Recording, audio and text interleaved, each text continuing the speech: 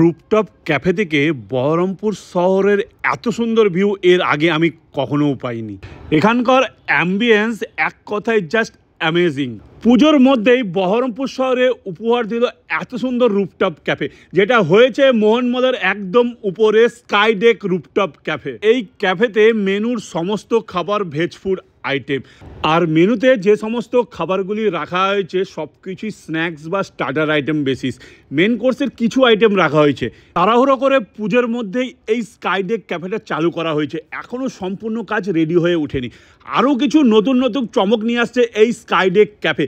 পুজোর পরে সম্পূর্ণ ফুল ডিটেলস ভিডিও আসবে। ভেজ ফুড আইটেমের পাশাপাশি হুক্কা লাউঞ্জ অ্যাভেলেবেল। স্কাইডেক ক্যাফের ঠিকানাটা আরেকবার বলে দিই, মোহন মলের একদম উপরে। আর এখানকার টাইমিং হলো দুপুর 1টা থেকে রাত্রি 12টা সাড়ে 12টা পর্যন্ত। ভিডিওটি ভালো লেগে থাকলে লাইক অ্যান্ড শেয়ার করতে ভুলবেন না। আর এরকম নতুন নতুন জায়গার খোঁজ পেতে চাইলে অবশ্যই পেজটিকে ফলো করে দেবেন।